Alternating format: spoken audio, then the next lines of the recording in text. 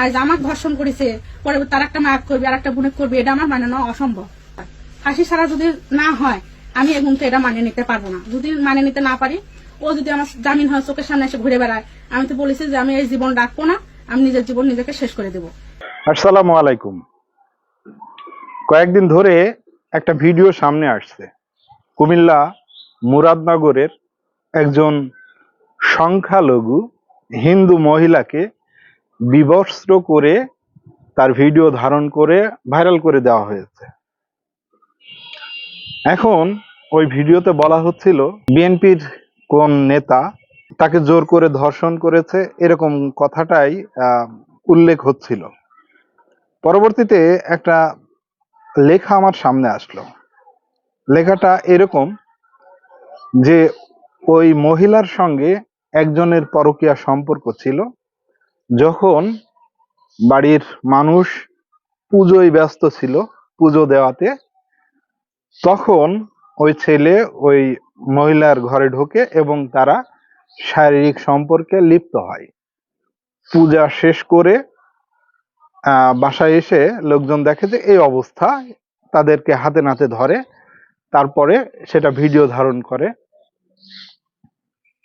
তো যার সঙ্গে সম্পর্ক পরকীয়ার, এই লোকটা নাকি আগে আওয়ামী লীগ করত। কতটুকু সত্য কতটুকু মিথ্যা সেটা আসলে যাচাই করার সুযোগ হয়নি। যেটা জানলাম সেটাই আপনাদের মাঝে শেয়ার করছি। বলা হচ্ছে ওই লোক আওয়ামী লীগ করত।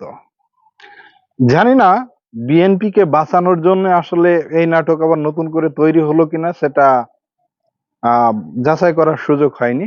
এটা কেমন হয়ে গেল 2025 সালে এসে, যখন অন্তর্বর্তীকালীন সরকার ক্ষমতায় আছে, তখন মানুষ এরকম সাহস দেখাচ্ছে, একজন নারীকে বিভস্ত্র করে তার ভিডিও ধারণ করছে, সেটা আবার সামাজিক যোগাযোগ মাধ্যমে ভাইরাল করে দিচ্ছে। বিষয়টা আসলে খুবই কষ্টের, কারণ এই সময় এসে এরকমটা মানুষ প্রত্যাশা করেনি। পরবর্তীতে ওই নারী দেখলাম যে আরেকটা ভিডিওতে এসে বলছে, যদি তাদের দৃষ্টান্তমূলক শাস্তি না হয় তাহলে আমি নিজেই আত্মহত্যা করব। এরকম করে সেই নারী কিন্তু একটা ভিডিওতে দেখলাম যে এসে বলছে। তো এখন কুমিল্লার মুরাদনগরে কোনো ব্যক্তি কি নাই? সঠিক ঘটনাটা আসলে অজানায় রয়ে গেল। যদি কেউ ভিডিওটা দেখে থাকেন তাহলে দয়া করে কমেন্ট বক্সে জানাবেন যে আসলে ঘটনাটা কি। আসলেও কি কোনো নেতা ওই মহিলার ঘরে ঢুকে তাকে বিভস্ত্র করেছে, নাকি এটা রিয়েলি পরকীয়ার সম্পর্ক ছিল, যে বাড়ির মানুষ বা আশেপাশের মানুষ তাদেরকে হাতে নাতে ধরেছে? এটা একটু ক্লিয়ার করবেন। আমরা চাই না এরকম কোনো নারীকে বিভস্ত্র করে সামাজিক যোগাযোগ মাধ্যমে সেটা ভাইরাল করে দেওয়া হোক। হ্যাঁ, মানুষ পাপ করে গোপনে, কিন্তু এই যে তার শরীরটা এত মানুষ দেখলো, এটা কিন্তু পুরুষ হিসাবে আমাদের জন্য লজ্জার একটা বিষয়। কারণ হাজার হলেও তিনি হচ্ছে মা জাতি। তো মা জাতিকে আসলে সম্মান করা উচিত। হ্যাঁ, একজন নারী একজন স্ত্রী, আবার সেই নারী কিন্তু একজন মা। তার মানে এই নয় যে নারীকে যেমন খুশি তেমন করে ব্যবহার করতে হবে। এটা আসলে উচিত না।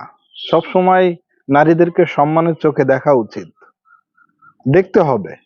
কারণ আমিও তো এক নারীর গর্ভ থেকেই পৃথিবীতে এসেছি, আবার এক নারীকে নিয়ে সংসারও করছি।